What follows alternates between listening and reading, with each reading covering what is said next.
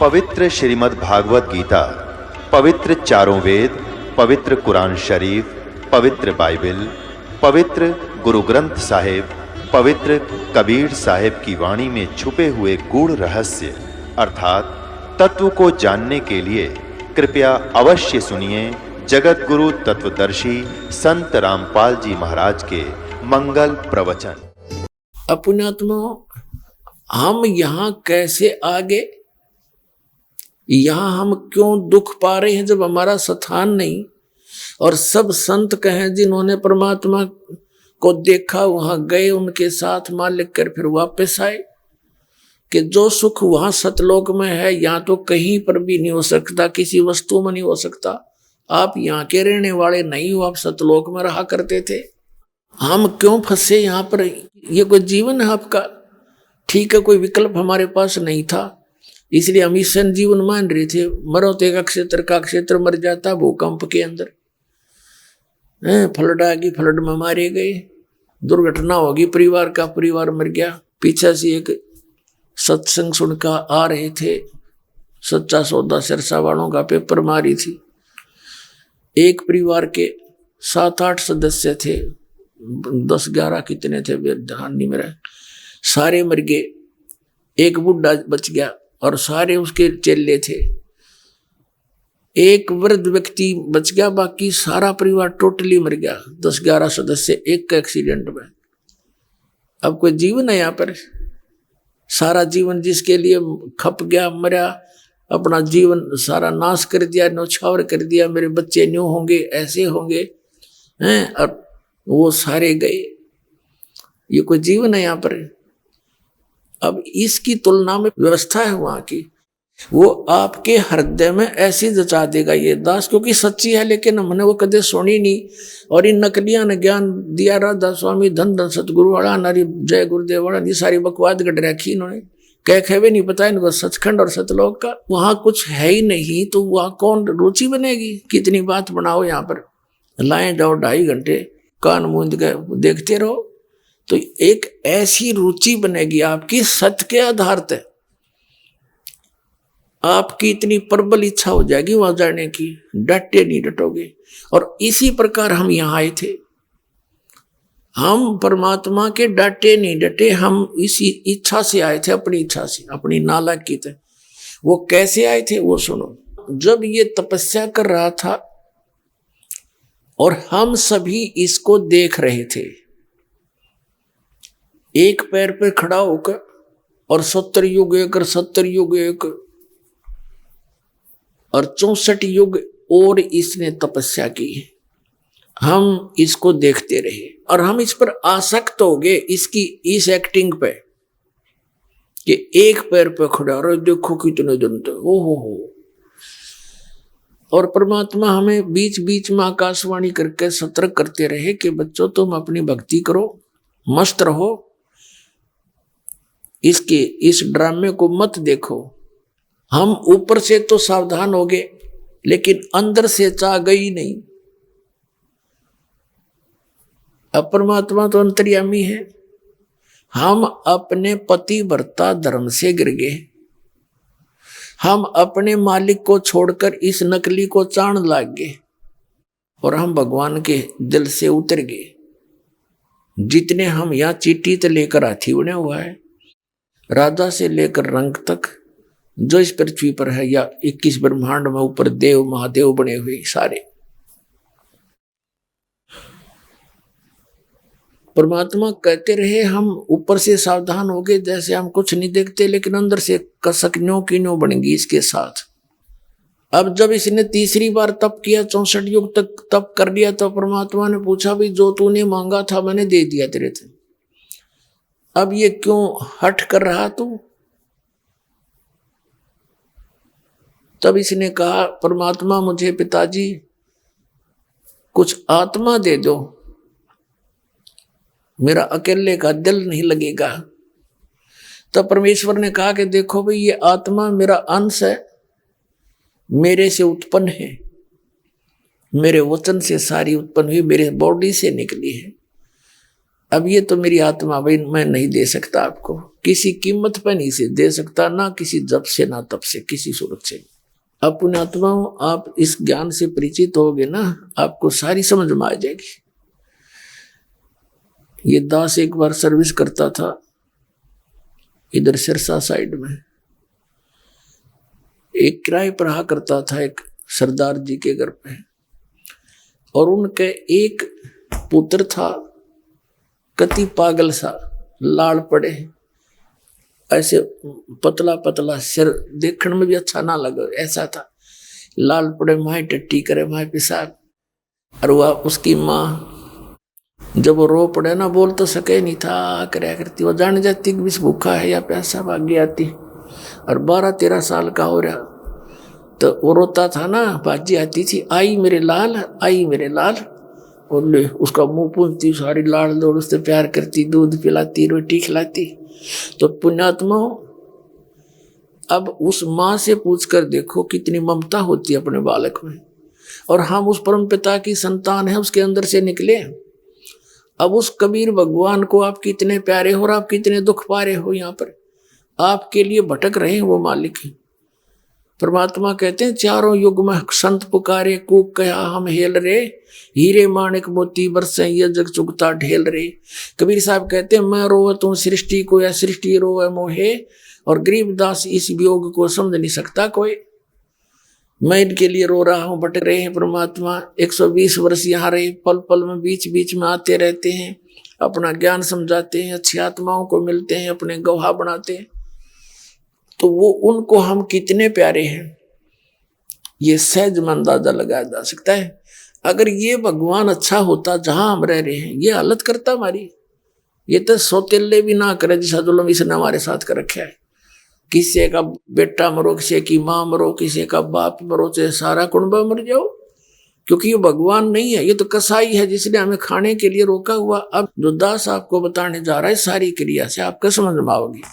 तब परमात्मा ने कहा, भी देख ज्योति निरंजन, ये मेरी आत्मा है, ये मैं नहीं दे सकता तेरे को। लेकिन दाता को ये भी मालूम था कि इनने काम बिगाड़ लिया अपना सारा। अपने आत्माओं परमात्मा को ये भी पता हो गया था कि ये काम के नहीं रहे। अब ये इसको चाह रहे हृदय से, क्योंकि इनको सुख घना या मिल गया, इन बकवाद बागी। और ये विचार कर लेना आप, यहाँ जिसके पास 2 टाइम के टूक होंगे, थोड़ा सा धन क्या पोस्ट हो जाएगी, कोई मंत्री मुख्यमंत्री बन गया, धरती तोड़ दिया, भगवान नहीं चाहता वो यहाँ की बकवाद ही चाहता सारी। और जब उस पर आपदा आती है, फिर भगवान को खोजता है। तो उसके लिए मालिक कहते हैं, दुख में सुमन सब करें, सुख में करे ना कोई। और जय सुख में सुमन करे, दुख काहे को होए। सुख में सुमन किया नहीं, फिर दुख में करते याद, कह कबीरता दास की, फिर कौन सुना फरियाद। अब वहां मालिक को पता लग गया कि सारी कंडम हो गए, यहाँ रखने के नहीं, और फेंकड़ा भी नहीं चाहा थे, वो अम्मा पे मर गए, अपनी गलती से पैर पे कुआड़ा मार लिया। तो परमात्मा ने कहा, भी एक बात है ज्योति निरंजन, यदि कोई आत्मा तेरे साथ सब इच्छा से जाना चाहता है तो मैं भेज दूंगा। तो ज्योति निरंजन हमारे पास आए, और हम सभी पहले से उस पर आसक्त थे। अपने आत्माओं, जैसे ये बुराई हमारे वहां से लगी है जो आज भी विद्यमान है। जैसे आप देखते हो, ये एक्टर, हीरो और हीरोइन, ये अभिनेता और अभिनेत्री अपनी जीविका के लिए उछल कूद चटक मटक करते हैं ये। और ये जवान बच्चे उनको ऊपर आसक्त होते हैं कि मैं लेना एक न देने दो। यह आदत हमारी वहां से बिगड़ी हुई है, ये गंध हमारे अंदर वहां से समाया है। वो तो अपने पेट के लिए बकवाद करें और हम उस पर आसक्त हैं। हो कितना अच्छा लग रहा, कैसी अच्छा एक्टिंग कर रहा, खा के एक्टिंग कर रहा, बकवाद सारी बनावटी काम। अब यहाँ पर वाला में आ जा कोई हीरो, अभिनेता या अभिनेत्री, फिर देखो इन जवान बालका के, वहां देखेंगे 1 किलोमीटर तो खड़े रहेंगे, दुनिया इकट्ठी हो जाएगी, वो खड़ी हैं, सारा दिन धक्के खा के वापस आ जाएंगे। वो कह देगा खड़ा खड़ी उनते, उस समय हमारे यह बीमारी लग गई थी जो आज विद्यमान है, जो कि तो हम अंदर से इसको इतना चाहने लग गए, जो ही हमारे पास आया हम इसके चारों तरफ घूम गए। इसने क्या कहा कि मैंने पिताजी से 21 ब्रह्मांड प्राप्त किए हैं, क्या तुम मेरे साथ चलोगे? हम तक कति पहले तैयार बैठे थे। हमने कहा कि पिताजी आज्ञा दे दे तो हम चल पड़ेंगे आपके साथ। तब ज्योत निरंजन गया परमेश्वर कबीर जी के पास और कहा, पिताजी कुछ आत्माएं मेरे साथ चलने को तैयार हैं, आपकी अनुमति चाहते हैं। परमात्मा ने कहा, भाई मेरे सामने हाँ भरवा दे, अनुमति मैं जब दूंगा जब मेरे सामने वो कहेंगे कि हम जाना चाहते हैं, स्वीकृति दे देंगे। वो दोनों आगे, परमात्मा और वो ज्योत निरंजन। परमेश्वर ने पूछा, भाई जो आत्मा इसके साथ जाना चाहते हैं हाथ खड़ा कर लो। अब परमात्मा पहले कहा करते, इसके ऊपर ना सकते हो, तुम अपना मस्त रहो, हम शर्मा गए आज कैसे हाथ करें उनके सामने। नीचे गर्दन होगी, सन्नाटा छा गया। तब परमेश्वर कबीर जी ने, सतपुरुष ने, अमर पुरुष ने कहा कि ज्योत निरंजन ये तो कोई भी तैयार नहीं है, तू तो कह रहा था बहुत सारी तैयार है। तब एकदम एक आत्मा ने हिम्मत करा खड़ा होकर और कहा, जी मैं जाना चाहता हूं उनके साथ। फिर तो हमने नो सोची कि यू एकला लूट ले, सारी लूट हम पाछे रह जा। फिर हम सारे खड़े हो गए, जितने आज ये मच्छर मक्खी कुत्ते गधे सुअर राजा रंग देवता बने हुए, सभी ने खड़ा होकर दोनों हाथ खड़े कर लिए। परमात्मा बोले, भाई ठीक है, जिसने तेरे साथ जाना चाहे ना, मेरे पास इनके सब के नंबर नोट हो गए, वो तो समर्थ है। और ज्योत निरंजन तू जा अपने लोक में, अपने ब्रह्मांडों में चला जा। वहीं थे 21 ब्रह्मांड पहले सतलोक में, और मैं अपने हिसाब से इनको सबको तेरे साथ भेज दूंगा। अब परमात्मा ने क्या किया, वो चला गया। जिस आत्मा ने सबसे पहले स्वीकृति दी थी इस कुएं में गिरने की, इसके साथ आने की, उस आत्मा का परमात्मा ने एक सुंदर लड़की बना दिया, जो आगे चल के दुर्गा कहलाई या देवी कहलाई।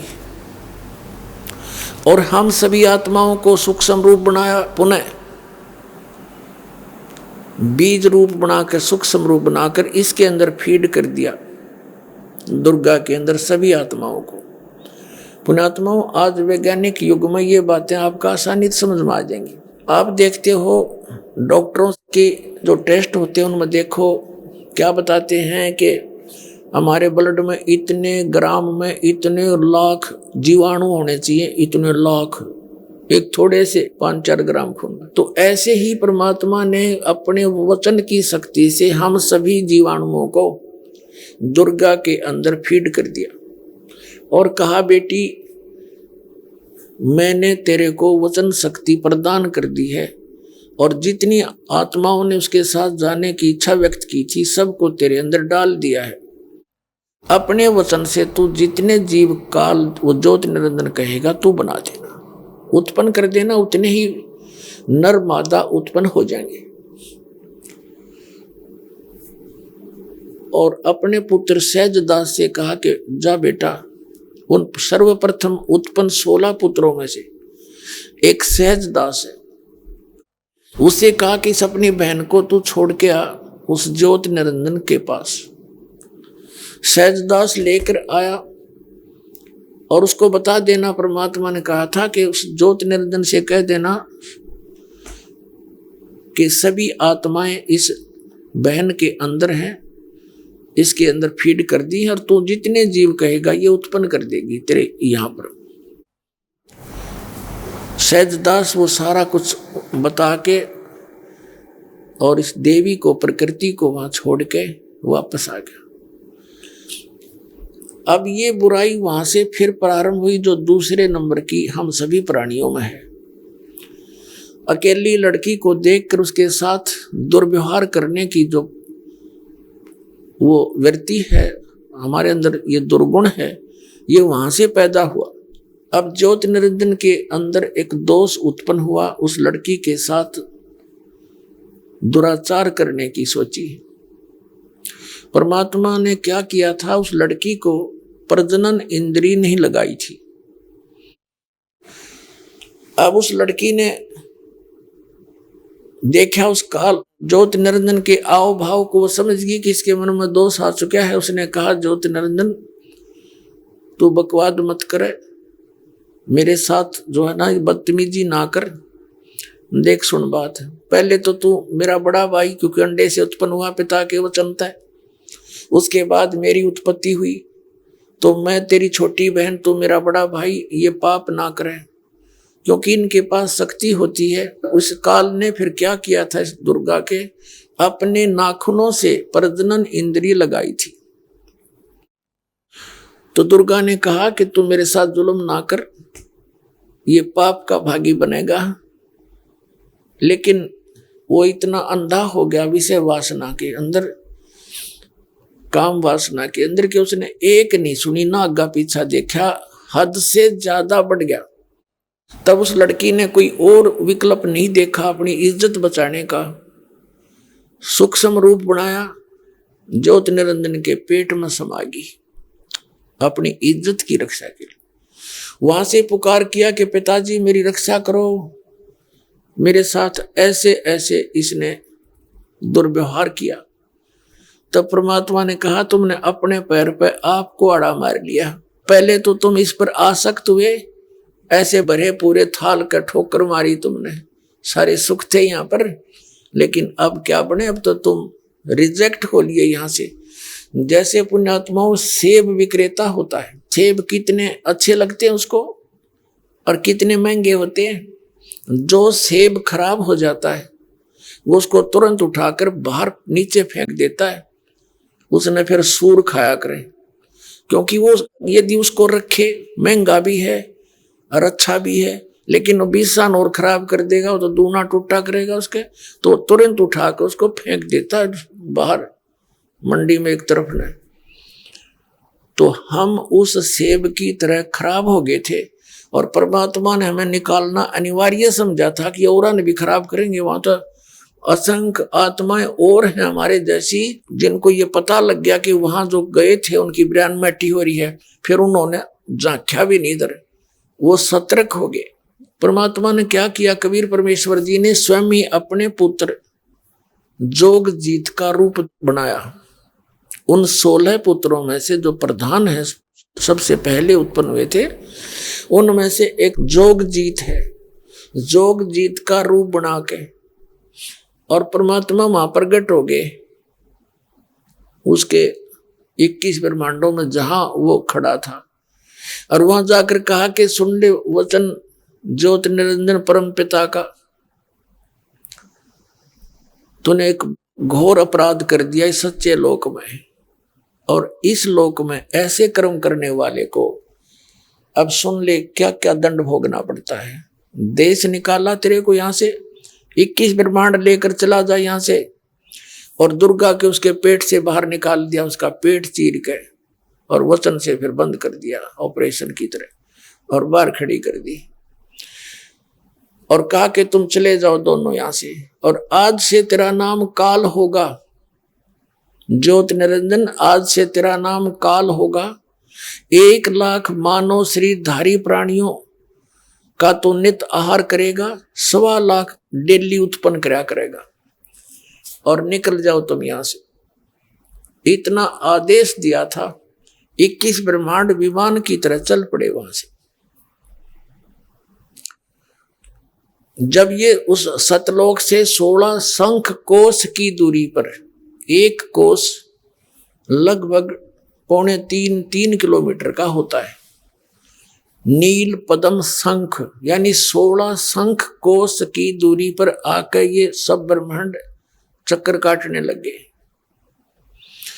अब ज्योति निरंजन ने कहा दुर्गा कि मेरे साथ जो होना था हो लिया,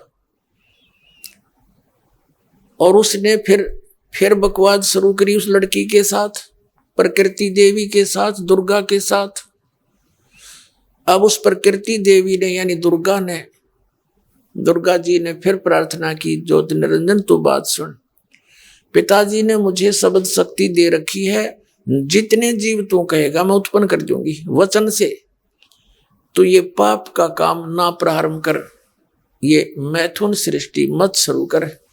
बात सुन, देख पहले तो तू मेरा बड़ा भाई, मैं तेरी छोटी बहन, और अब मैं तेरे पेट से बाहर आ गई, तेरी बेटी होगी।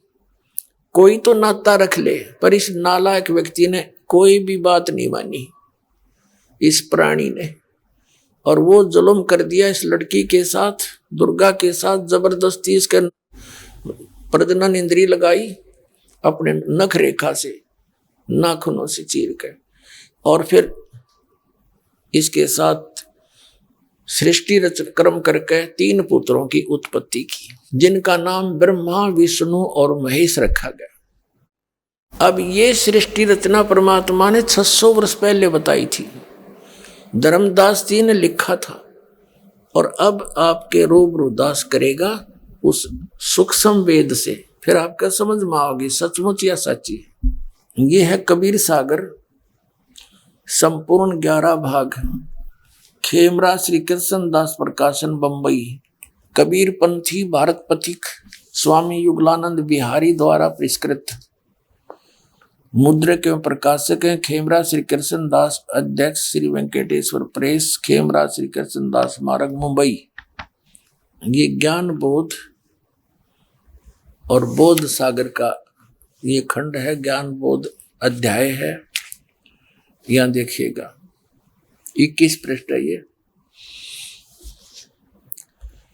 अब यहां से शुरू करते हैं। कबीर परमात्मा ने अपनी प्यारी आत्मा धर्मदास जी को बताया, धर्मदास ये जग बोराना, कोई न जाने पद निर्वाणा, यही कारण मैं कथा पसारा, जग से कहिए वो राम नहीं आ रहा। ये राम है, नाम नहीं है, मिसप्रिंट है ये नाम की महिमा ऊपर हो चुकी है। यही ज्ञान जग जीव सुनावो, सब जीवों का भरम नसाओ, अब मैं तुमसे कहूँ चिताई, तेरे देवन की उत्पत्ति भाई। परमात्मा कबीर जी धर्मदास जी से अपनी प्यारी आत्मा से कह रहे हैं कि अब मैं तुझे इन तीनों देवताओं की उत्पत्ति बताता हूं। कुछ संक्षेप कहूं गहुराई, सब संशय तुम्हारे मिट जाई, भरम गए जग वेद पुराना, आदि राम, ये राम है नाम नहीं है, आदि राम का भेद न जाना, राम राम सब जगत बखाने, आदि राम कोई बिरला जाने। आदि माने सनातन परमात्मा, ये राम है, ये गलती से नाम लिखे।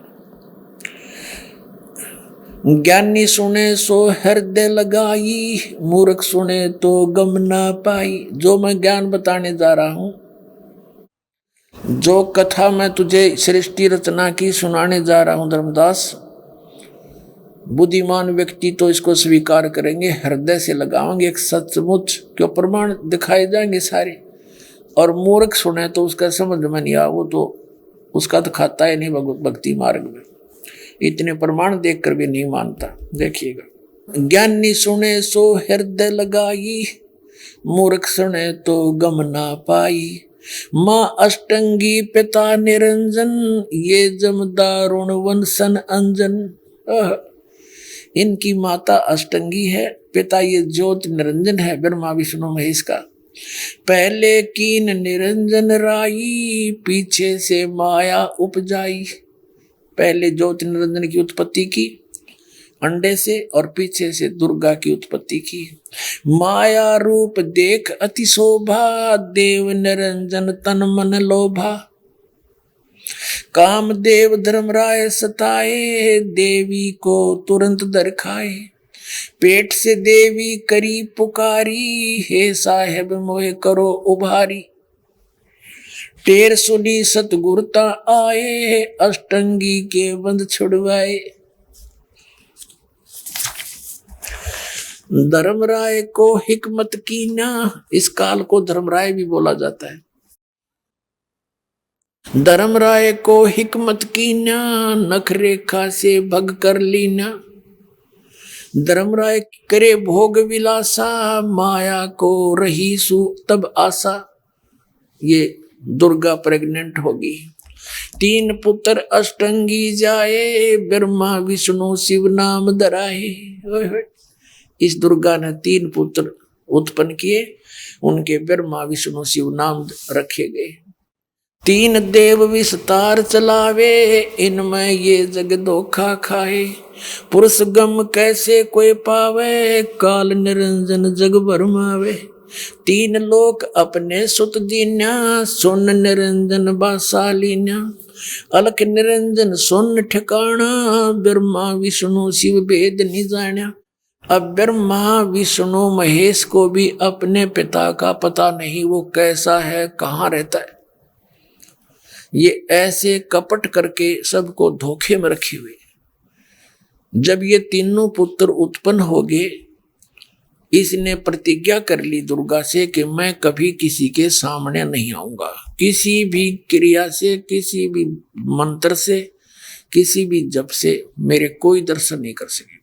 और तू मेरा भेद गुप्त रखेगी, बतावेगी नहीं तो तेरी खैर नहीं है। यह इस तरह डर बहुत है, क्योंकि इसके अधीन हो गया, अपने पैर पे कुआड़ा मार लिया हमने, तो ये गुप्त रखती है। इसने कभी किसी को सच्चाई नहीं बताई, उसके डरते। अब वो सामने क्यों नहीं आता, क्योंकि उसके अंदर ये सबसे बड़ा दोष है कि हमें खाता है वो। इसके कारण उसने अपने को गुप्त रखने की प्रतिज्ञा कर रखी है। अपने आत्मा, अभी आप ये समझो पहली कक्षा के बच्चे हो जो पहली बार आए हैं सत्संग सुनने के लिए, तो ये समझ लो आप कह वाली भाषा समझ रहे हो, और इससे फिर आगे सारा ज्ञान समझ में आ जाएगा। इसने अपने पुत्रों को भी अपनी जानकारी नहीं दे रखी, और ये इस वेदों अनुसार, क्योंकि वेदों में इस ब्रह्म तक की साधना की जानकारी है, ओम नाम का जाप है। और हठ योग इन्होंने अपने इस काल ने अलग से एक आकाशवाणी करी थी, अभी बताएंगे, पूरा डिटेल देंगे थोड़ी। तो हठ योग किसी वेद और गीता में या परमात्मा की वाणी में नहीं है। ये 2.5 घंटे सुबह, 2.5 घंटे शाम, ये बकवाद है, मनमुखी साधना है, किसी सदग्रंथ में नहीं, ना किसी महापुरुष ने ऐसा किया। तो ये हठ योग कर करके इन्होंने अपनी तरफ से और एक जोड़ दिया इसमें हठ योग करने का, तो वो भी नहीं करना हमने केवल वो साधना जो सत्य है वही करनी। तो इन्होंने हठ योग कर करके समाधिस्थ होकर काफी वर्षों तक बैठे रहे, पर वो दिखता नहीं। तो सभी ने मान लिया कि परमात्मा निराकार है, अपने अनुभव कथ दिया, जबकि वेद साकार बताएं, आंखों देखा वो संत परमात्मा को साकार बताएं। तो वेदों को भी समझा नहीं, अपना अनुभव जो इन्होंने जो साधना करी उससे जो उपलब्धि हुई उसके आधार से सब जगह ये ज्ञान प्रचार कर दिया, जो वेदों और गीता के विपरीत है। अब क्या बताया, 3 पुत्र अष्टंगी जाए उत्पन्न किए, ब्रह्मा विष्णु शिव नाम धराए। 3 देव विस्तार चलावे, इनमें यो जग धोखा खावे। अब ये तीनों देवता ब्रह्मा विष्णु महेश, जैसे ब्रह्मा रजोगुण प्रधान है और उसके प्रेशर से, उसके प्रभाव से हम सभी संतान उत्पत्ति करते हैं, और विष्णु जी के अंदर सतोगुण है, सतोगुण का प्रभाव से हम सभी यहाँ सथित एक दूसरे में मोह ममता में फंसे बैठे हैं। और तीसरा पुत्र तमोगुण है शंकर, वो हमें मारकर अपने पिता के पास, उसने मारना फिर अपने ऑटोमेटिक सिस्टम है, आप चला जाता है जीव वहां पर, ऐसी उसने व्यवस्था कर रखी है। तो ऐसे वो संहार करता है। तो ब्रह्मा जी से हमारी सबकी उत्पत्ति होती है, उसके प्रभाव से, विष्णु जी के प्रभाव से हम जैसे यहाँ सतीत है। जैसे किसी ने घुट्टी ला ली, शराब पी ली, तो उसके बस की बात नहीं होती, रेत में पड़ा है, चाहे गारा में पड़ा है, और चाहे धूप में बाहर पड़ा हो, तो मौज मान रहा है उसने। तो हमारा ये इंजेक्शन ला रखे इन तीनों गुणों ने, हमें पता नहीं हम यहाँ कितने दुख पा रहे हैं। तो परमात्मा के एंटीबायोटिक ज्ञान आप सुनोगे ना, या उतर जाएगी काल की बांग सारी, और फिर समझ में आओगे हम तो गलत स्थान पड़े, यहाँ कोई जीवन है। 3 देव विस्तार चलावे, इनमें ये जग धोखा खावे। इन तीन देवता ब्रह्मा विष्णु महेश इसके सारे डमडमें चला रहे हैं, और ये बूढ़ी आत्मा इनको भगवान मान के इनम धोखा खा रहे हैं। पुरुष यानी परमात्मा का जानकारी कैसे पावे, यो काल निरंजन जग भरमावे। तीन लोक अपने सुत दीना, और सुन निरंजन बासालीना। अब तीन लोक अपने पुत्रों को देकर यहाँ के मृत लोक, पाताल लोक और स्वर्ग लोक, इन तीन लोक के प्राणियों के ऊपर ये तीनों देवता ब्रह्मा विष्णु महेश एक एक विभागीय मंत्री की तरह हैं। रजोगुण विभाग के ब्रह्मा जी, सतोगुण विभाग के विष्णु जी, तमोगुण विभाग के शंकर जी, ये हमारे ऊपर प्रभु हैं यहाँ के। और ये इस काल की व्यवस्था कर रहे हैं, 1 लाख डेली मार के और ऊपर भेज देते हैं, और 1.25 लाख उत्पन्न हो रहे हैं। ऑटोमेटिक सिस्टम बना रखे हैं। और ये खाता कैसे है, जैसे शरीर तो यहाँ रह जाता, बॉडी स्थूल। इस सारे जीवन में आप देख लो कहाँ से धर्म स्टार्ट होता है। जैसे ईसाई बने, मुसलमान बने, पहले हिंदू थे, फिर ईसाई हुए, फिर मुसलमान हुए, फिर सिख हो गए। अब कहाँ से शुरू होते हैं, जब स्टार्ट होती है, इनमें कोई विकार नहीं होता। अरे देखो, कोई हिंदू बच रहा नहीं, मांस शराबते, कोई सिख बच रहा नहीं, ईसाई बच रहा नहीं, और मुसलमान मांस का पाड़े। तो ये विकार क्यों लगाए हमारे? ये काल प्रत्येक मानव से विकार कराता है, अधिक से अधिक, और उनके कारण फिर सूक्ष्म शरीर में उनका समावेश हो जाता है। जो भी हम ये अड़ंगा खाते हैं और ये चटपटी बकवाद खाते हैं, शराब पीते हैं, मांस खाते हैं, चटपटे आहार करते हैं, इनका अंश उस सूक्ष्म शरीर में लिप्त हो जाता है, और उसको फिर तपस्या पे भून के 1 लाख में से जो गंध निकलता है, जीव मरता नहीं, उस गंध को फिर ये काल खाता है। इसलिए हमें ये विकार पहले तैयार करवाता है। अब देखो, बुराई तो कितनी जल्दी ग्रहण होती है, और अब इसको छुड़वाना में हमें कितनी मेहनत करनी पड़ती है। तो ग्रहण करने के लिए मन प्रत्येक में विद्वान कर दिया काल ने अपना एजेंट, और ये सारे उल्टे काम चावे और बड़ा खुश रहता है। तो परमात्मा के मार्ग में इन विकारों से हम हटना पड़ेगा, तब हम इस मार्ग पर चल सकेंगे। अब क्या लिखा है? अलख निरंजन सुन ठिकाना, ब्रह्मा विष्णु शिव भेद न जाना। 3 देव सो उसको ध्यावे, निरंजन का वो पार न पावे। अलख निरंजन बड़ा बटपारा, 3 लोक जीव कीन आहारा। 3 लोक के जीवों को खा रहा है वो। ब्रह्मा विष्णु शिव नहीं बचाए, सकल खाए पुन धूर उड़ाए। ब्रह्मा विष्णु महेश को भी खाएगा, अपने पुत्रों को भी जब इनकी मृत्यु होगी। तिनके सुत हैं तीनों देवा, ये अंदर जीव करते हैं सेवा। सेवा माने पूजा। इनके इस काल के और दुर्गा के ये 3 बेटे हैं, और ये तत्व ज्ञानहीन प्राणी इन्हीं को भगवान मान के सेवा यानी पूजा कर रहे हैं। अकाल पुरुष का हो नहीं चीन्या, काल पाए सभी गए लीन्या। 3 देव और असुर अवतारा, ताको भजे सकल संसारा। गुण तीनों का ये विस्तारा, धर्मदास मैं कहूँ पुकारा। गुण तीनों की भक्ति में ये भूल पड़ो संसार, कह कबीर निज नाम बिन कैसे उतरो पार। 3 देव की जो करते भक्ति, उनकी कदे ना हो वह मुक्ति। भगवान 600 वर्ष पहले बोला था ये ज्ञान, जो आज सभी सदग्रंथों में प्रमाण। ये तो आप जी ने परमात्मा की वाणी सूक्ष्म वेद पढ़ लिया, अब केवल यही बताकर छोड़ दे ये दास, तो आप नहीं मान सकते कि यह सच्ची बात होगी।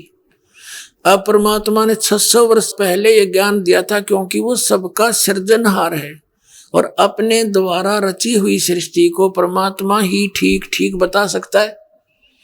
तो उसने आकर के ये ज्ञान सबसे पहले ब्रह्मा को बताया। ब्रह्मा ने ये ज्ञान सुना, और परमात्मा पर विश्वास किया।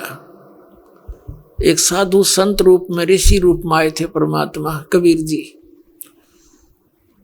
तो ब्रह्मा जी ने प्रथम मंत्र लिया, मालिक ने उसको केवल ओम नाम का जाप करने को कहा, क्योंकि वास्तविक मंत्र बहुत देर से बताया जाता है जब दृढ़ विश्वास हो जा प्राणी का।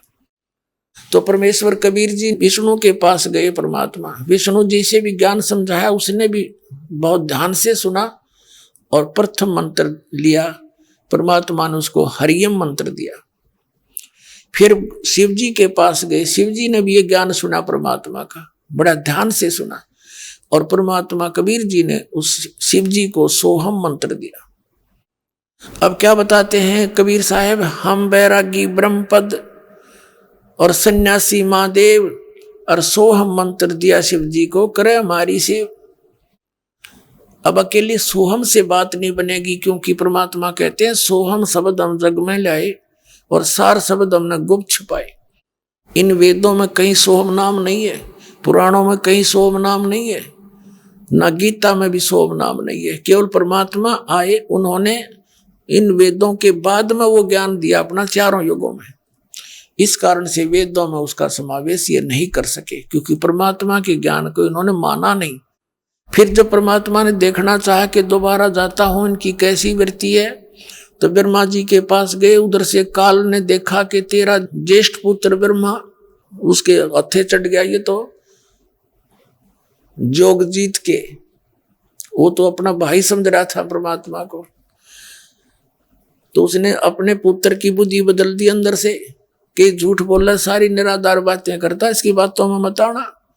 जब परमात्मा दोबारा ब्रह्मा जी के पास गए, ब्रह्मा जी त्योर बदल गए। नहीं महाराज जी, आपका निराधार ज्ञान है, वेदों में ऐसा कहीं नहीं है। ब्रह्मा जी ने विष्णु और शंकर जी को बता दिया कि झूठ बोला सारी। तो परमात्मा विष्णु जी के पास गए, वो भी मना कर गए कि नहीं महाराज जी, आपकी बात पर आधार नहीं है कोई। शिव जी भी नाट गए। अब जो सृष्टि रचना ब्रह्मा जी ने परमात्मा से सुनी थी, उसमें कुछ अपना ज्ञान मिला के कैसे पेश कर दिया, अब आपको सुनाते हैं। अपने आत्माओं, एक बार नारद जी से पूछा व्यास जी ने, तो व्यास जी ने पूछा कि सारे ब्रह्मांड का रचने वाला कौन है। नारद जी ने कहा कि जो आप मुझसे पूछ रहे हो, ये ही बात मैंने अपने पिता ब्रह्मा जी से पूछी थी, और उन्होंने क्या बताया वो वर्णन करता हूं। देखिएगा, ये शिव पुराण देखो, ये है गीता प्रेस गोरखपुर से प्रकाशित है, और इसके संपादक हनुमान प्रसाद पोदार हैं, प्रकाशक एवं मुद्रक हैं गीता प्रेस गोरखपुर, गोविंद भवन कार्यालय कोलकाता का संस्थान, जिनके फोन और फैक्स नंबर है। ये है रुद्र संहिता 98वां पृष्ठ, संक्षिप्त शिव पुराण, और 5वां अध्याय के अंत से इसका लिंक हो जाएगा, यहां से पढ़ेंगे। ब्रह्मा जी से नारद जी ने कोई ये प्रश्न किया था। अपने पुत्र नारद की यह बात सुनकर लोक पिता में ब्रह्मा वहां इस प्रकार बोले। अध्याय 5 खत्म हुआ, 6वां प्रारंभ हुआ रुद्र संहिता का। ब्रह्मा जी ने कहा, ब्रह्मन देव शिरोमणे, तुम सदा समस्त जगत के उपकार में लगे रहते हो। तुमने लोगों के हित की कामना से ये बहुत उत्तम बात पूछी है। जिस समय समस्त चराचर जगत नष्ट हो गया था, सर्वत्र केवल अंधकार ही अंधकार था। आगे देखो, उस समय तत् सद ब्रह्म, इस श्रुति में जो सत सुना जाता है एकमात्र वही शेष था। ये हमने 99 पृष्ठ पर पढ़ा, 99 पर। अब हम 100 पर पढ़ेंगे। जिस परब्रह्म के विषय में, ब्रह्मा जी का ज्ञान सुनते रहना, जिस परब्रह्म के विषय में ज्ञान और अज्ञान से पूर्ण उक्तियों द्वारा इस प्रकार विकल्प किए जाते हैं, यानी कुछ सच्चे कुछ झूठे, ब्रह्मा जी कह रहा है, कुछ ज्ञान कुछ अज्ञान अनुसार। उसने कुछ काल के बाद द्वितीय की इच्छा प्रकट की, उसके भीतर एक से अनेक होने का संकल्प उदित हुआ। तब उस निराकार परमात्मा ने अपनी लीला शक्ति से अपने लिए एक मूर्ति की कल्पना की। यानी भगवान को ही निराकार मानते हैं और फिर वही निराकार साकार हो गया। कैसे? जो मूर्ति रहित परम ब्रह्म है उसकी मूर्ति भगवान सदाशिव है। अर्वाचीन और प्राचीन विद्वान उन्हीं को ईश्वर कहते हैं। उस समय एकाकी रहकर स्वेच्छानुसार विहार करने वाले उन सदाशिव ने अपने विग्रह से स्वयं ही एक स्वरूप भूता शक्ति की सृष्टि की, जो उनके अपने श्रीअंग से कभी अलग होने वाली नहीं थी। उस पराशक्ति को प्रधान प्रकृति गुणवती माया बुद्धि तत्व की जननी तथा विकार रहित बताया गया है। वह शक्ति अंबिका कही गई है। उसी को प्रकृति सर्वेश्वरी त्रिदेव जननी, ब्रह्मा विष्णु महेश तीनों देवताओं की माता कही गई है। नित्या और मूल कारण भी कहते हैं। सदाशिव द्वारा प्रकट की गई उस शक्ति के 8 भुजाएं हैं। अब सुनना जानते हैं। अपनात्मा इन ब्रह्मा विष्णु महेश्वर को कख भी पता नहीं है, जातम मार्ग का ये सत्कर मान लेना। अब यहाँ इसने क्या बताने की चेष्टा की है? परमात्मा ने इसको सच्ची बात बताई थी, वह इसके गले उतरी नहीं, क्योंकि इसने वो चीज देखी नहीं थी। लेकिन परमात्मा से सुनकर वो ज्ञान कुछ अटकलबाजी अड़ाई इसने। ये क्या कहना चाहता है कि इस काल को, ज्योत निरंजन को, ब्रह्म को, ये क्या कहता है कि यू निराकार था पहले और फिर इसने साकार होने की सोची तो ये सदाशिव बन गया, जो से शिव जी जैसी आकृति का।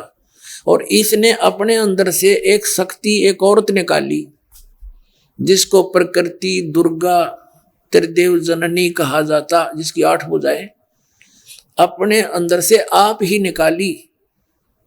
अब इसने परमात्मा को मिथ्या कर दिया जो सच्चाई थी, तो उसके बताने के लिए भगवान ने स्वयं आना पड़ा, सुख संवेद बताया। तो दास ने आपको कथा सुनाई, वास्तविकता ये है।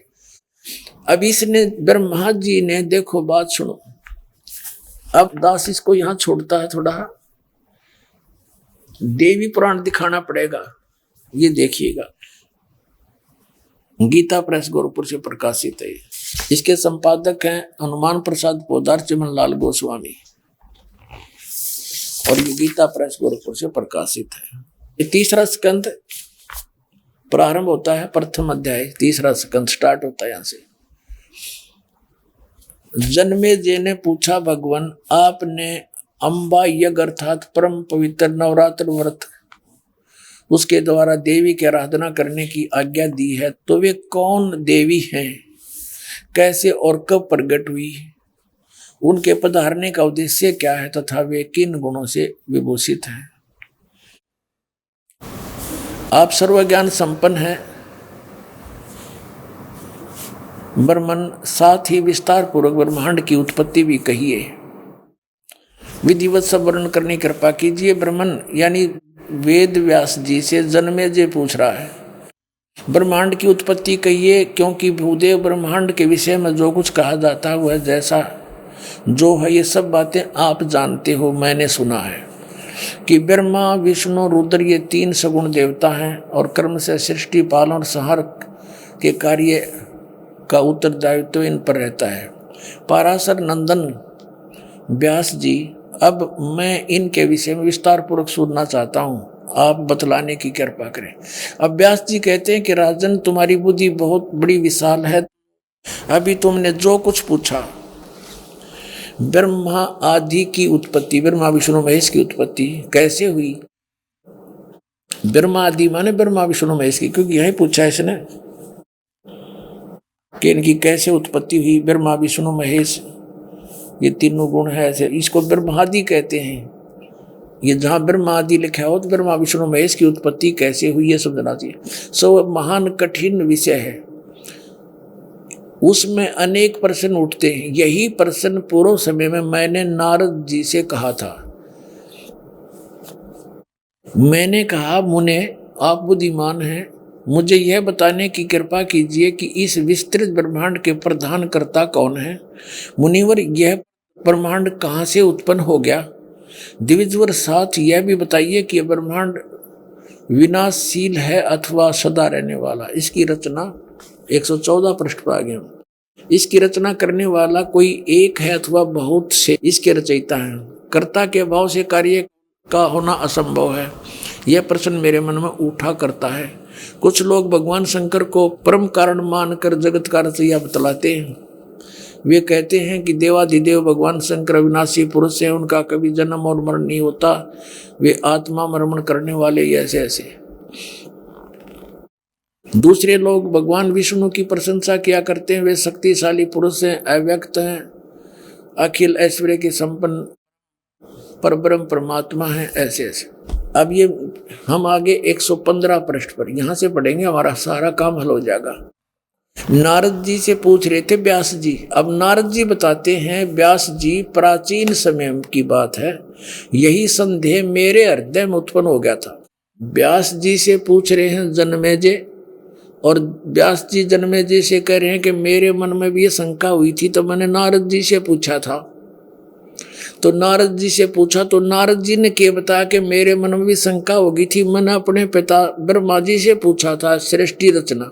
अब देखना, अब हम 115 पृष्ठ पर आगे हैं, तीसरे स्कंद का।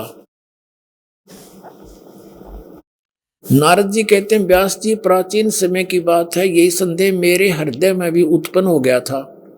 तब मैं अपने पिता अमित तेजस्वी ब्रह्मा जी के स्थान पर गया और उनसे इस समय जिस विषय में तुम मुझसे पूछ रहे हो उसी विषय में मैंने पूछा। मैंने कहा, पिताजी यह संपूर्ण ब्रह्मांड कहाँ से उत्पन्न हुआ प्रभु? आपने सम्यक प्रकार से इसकी रचना की है अथवा विष्णु इस विश्व के रचयिता हैं? नारद जी कह रहे हैं कि मैंने अपने पिता ब्रह्मा से पूछा, क्या आप इसके रचयिता हो या विष्णु जी ने रचा है ये, या शंकर ने इसकी सृष्टि की है? जगत प्रभु आप विश्व के आत्मा हैं, सच्ची बताने की कृपा करें। देखो अब नारद ने भी पता है जब बात बिगड़ेगी, जब इनका नहीं समझ में आती तो ये ब्रह्मा जी भी झूठ बोल लगा। न्यू कह है, पिताजी सच्ची बताइयो, झूठ ना बोलियो। ये देखो आप विश्व के आत्मा हैं, सच्ची बात बताने की कृपा करें। किन देवताओं की पूजा करनी चाहिए? कौन देवता सबसे बड़े समर्थ है? आदि आदि। ब्रह्मा जी ने कहा, बेटा सत्यवती नंदन व्यास जी, इस प्रकार मेरे प्रश्न करने पर लोक पिता में ब्रह्मा जी मुझसे कहने लगे। ब्रह्मा जी ने कहा, बेटा मैं इस प्रश्न का क्या उत्तर दूं? यह प्रश्न बड़ा ही जटिल है। महाभाग तुम भगवान विष्णु से इसका समुचित समाधान पा सकते हो। अब देखियो, ये आप जब ना समझ में आओ ना, अपने तो दूसरे पर टाल देते हैं। अब आगे देखना, विष्णु जी आप बेहोश पड़ा है, उसने आप पर ज्ञान नहीं, वो क्या गया सृष्टि बताओगे रचना। अब दिखाते हैं, देखो ब्रह्मा जी ने कहा, बेटा मैं इस प्रश्न का क्या उत्तर दूं? यह प्रश्न बड़ा जटिल है। महाभाग तुम भगवान विष्णु से इसका समुचित समाधान पा सकते हो। फिर भी बताता है, क्या कहता, महामते इस संसार में कोई भी रागी पुरुष ऐसा नहीं जिसे यह रहस्य विदित हो। फिर विष्णु जी गीत बताओगा, जो त्यागी अहंकार रहित एवं ईर्ष्या शून्य है वही इसके रहस्य को जान सकता है पूर्व काल में। अब यहाँ बताने लग गया भी हो, एक तरफ तो यूँ कह दिया कि भाई चल विष्णु जी से पूछ लिए, फिर बताने लग गया अपनी सारी कहानी के लिए। सुन मैं बताता हूँ। पूर्व काल में सर्वत्र जल ही जल था, सथा और जंगम जितने प्राणी हैं इनमें कोई भी नहीं थे। तब कमल से मेरी उत्पत्ति हुई, ब्रह्मा जी करें। उस समय मुझे सूर्य चंद्रमा वृक्ष तथा पर्वत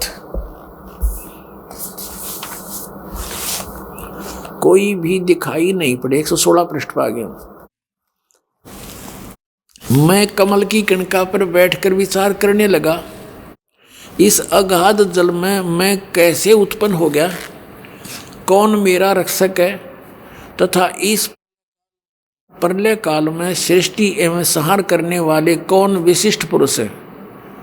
कहीं भी स्पष्ट रूप से भूमि भी नहीं दिखती जिस पर यह जल टिका हुआ है, और यह कमल कैसे उत्पन्न हुआ जिस पर मैं बैठा हूँ। इसका भाव यह है कहने का, यों विचार करके मैं जल में उतरा, 1000 वर्ष तक पृथ्वी का अन्वेषण करता रहा, इस पर भी मुझे उस जल का कहीं और छोर नहीं मिला। इतने में आकाशवाणी हुई, तप करो तप करो।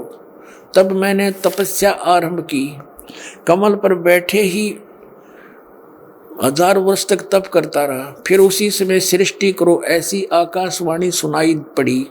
उसे सुनकर मैं बड़े आश्चर्य में पड़ गया, सोचा कि किसकी सृष्टि करूं अथवा मेरा क्या कर्तव्य है। उसी समय मधु और कैटब नाम के 2 भयंकर दानव सामने आ गए, राक्षस। वे उस महावरण में मुझसे युद्ध करने की इच्छा प्रकट करने लगे। मैं उनसे भयभीत हो उठा। तब कमल का डंठल पकड़कर जल में उतरा, डरता नीचे सपीट तो उतर लिया। वहां मुझे एक परम अद्भुत पुरुष के दर्शन मिले। उनका श्री विग्रह मेघ के समान श्याम था। वे पीताम्बर पहने थे, 4 भुजाएं थी, शेष नाग की सैया पर सोए थे। सोए नहीं थे, वो बेहोश पड़े थे।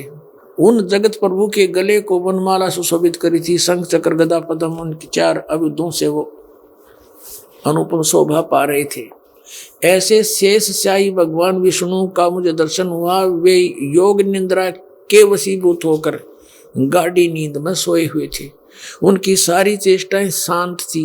बेहोश पड़ा था और निंद्रा में नहीं था, आगे पता चलेगा देखना। नारद जी, ब्रह्मा जी बता रहे अपने पुत्र नारद को, शेष नाग की सैया पर सोए हुए उन प्रभु को देखकर मेरा मन चिंतित हो उठा।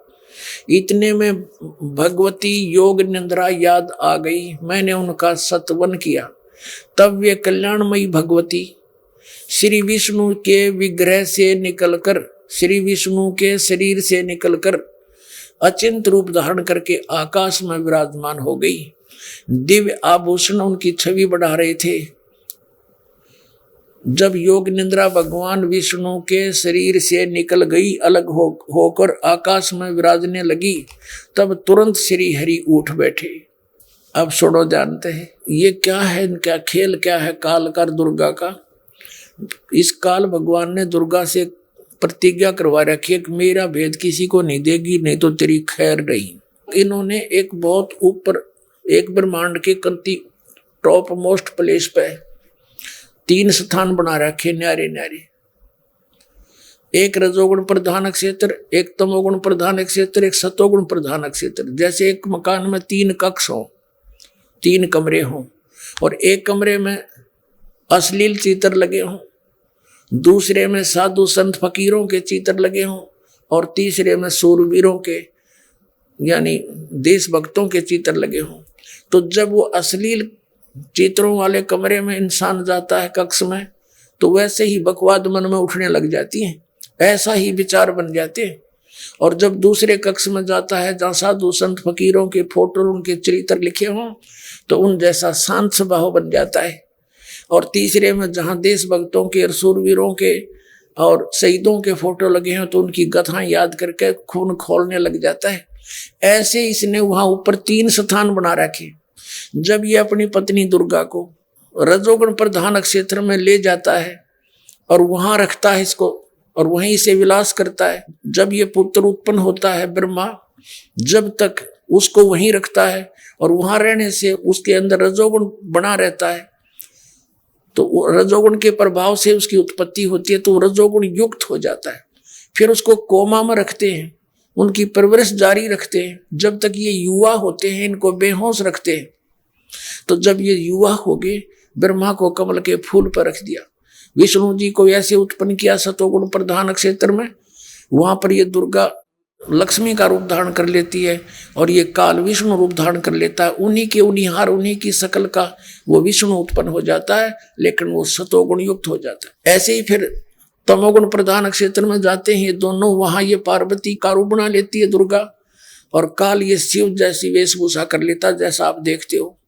और इनके दोनों के संयोग से जो पुत्र उत्पन्न होता है, उसी की आकृति का, उसी को निहार का बन जाता है, उसी के स्वरूप बन जाता है। तो तीनों को ऐसे बेहोश रखते हैं और इनकी परवरिश जारी रखते हैं। अब आपने देखा जब ये युवा हो गए, ब्रह्मा को तो कमल के फूल पर बैठा कर सचेत कर दिया। ब्रह्मा तो आप कह रहा है कि जब मैं कमल के फूल पर बैठा था, मैंने अपने आप को कमल के फूल पर बैठा पाया और मुझे नहीं मालूम मेरा रचने वाला कौन है, मैं कैसे कहां से आ गया। तो इसने वह सृष्टि कैसे बता दी कि सदाशिव ने अपने अंदर से दुर्गा निकाली, ये मारे सट्टे फिर वहां पर। तो ये यहाँ पर ये नकलीपन है इन लोगों का। अब यहाँ जो ये अपने विषय में बता रहा है कि जब से ये होश में आया, उसके आगे की जो बात करे वो ठीक है इसकी, उससे पहले की गलत बकवास कर रहा है। अब यहाँ जो काल के खेल, वो राक्षस भेज दिए, ऊँचे नीचे उतरे नहीं था, डरता हो, फिर सपीटता है नीचे। इकट्ठे करने थे तीनों। विष्णु जी वहां बेहोश पड़ा क्योंकि उसके अंदर वह दुर्गा भूतनी की तरह प्रवेश होगी अन्य रूप बना के, और जब वह निकली तो होश में आ गया। जैसे यहाँ देखते हो प्रेत आत्माएं आ जाती हैं, वो अचेत हो जाती है वो, और वो निकल जाती है भूतनी, फिर वो ठीक हो जाती है। तो ऐसे भूतनी की तरह विष्णु जी में प्रवेश थी वह, ये तो प्रत्यक्ष प्रमाण है। उसके निकलने के बाद सचेत हो गया, तो इसको अचेत रखा हुआ था इनको सबको। ये देखिए फिर पढ़ो एक बार, ये क्या बता रहा है कि ऐसे शेषशाही भगवान विष्णु के दर्शन हुए, वे योग निद्रा के वशीभूत होकर गाढ़ी नींद में सोए पड़े थे। उनकी सारी चेष्टाएं शांत थी। नारद जी शेषनाग के सैया पर सोए हुए उन प्रभु को देखकर मेरा मन चिंतित हो उठा। इतने में भगवती योग निद्रा याद आ गई। मैंने उनका सत्वन किया। तब वे कल्याणमयी भगवती विष्णु के विग्रह माने शरीर से निकलकर अचिंत रूप धारण करके आकाश में विराजमान होगी। दिव्य आभूषण उसकी छवि बढ़ा रहे थे, सारे आभूषण पहन रही थी। और जब योग निद्रा या दुर्गा थी वैसे अपना अन्य रूप बढ़ा के इसमें प्रवेश थी, भगवान विष्णु के शरीर से अलग होकर आकाश में विराजने लगी, तब तुरंत श्री हरि उठ बैठे। यो होश में आ गया विष्णु जी, ये बेहोश पड़ा था पहले। तो ऐसे इन तीनों को ही ब्रह्मा जी खुद कहता है, मैं कमल के फूल पर बैठा था, मुझे नहीं मालूम है कितना उत्पन्न हो गया। ऐसा गाद जल में 1000 वर्ष तक ढूंढता रहा, कहीं और छोर नहीं मिला। फिर आकाशवाणी कर दी काल ने, तप करो तप करो। इनको बैटरी चार्ज करवा लेता है अपने प्रयोग के लिए तप करके। तप किसी वेद में नहीं है, ये यहाँ से ब्रह्मा ने तप ले लिया कि आकाशवाणी करी थी इस काल ने, और इसने सोचा भगवान का आदेश है। ये इनका भगवान ने ना समझ मारा अभी तक। तो इस ब्रह्मा जी ने आगे वेदों को साथ लेकर, वेदों में कहीं तप करने का नहीं है, किसी भी सदग्रंथ में तप करने का नहीं है, बल्कि विरोध किया उसका। और ये तप इसने आकाशवाणी मान ली भगवान किया थी काल की, तो इसका यो डंगा साथ हटा दिया सब ऋषियों में। ये सारे बैठे रहे आंख नीचे हजारों वर्षों तक, इनमें सिद्धियां आ गई। फिर ये बकवाद करने लगे एक दूसरे पर प्रभु पाकन खातिर। इनकी सारे की ब्रेन मट्टी करवा दी इस काल में।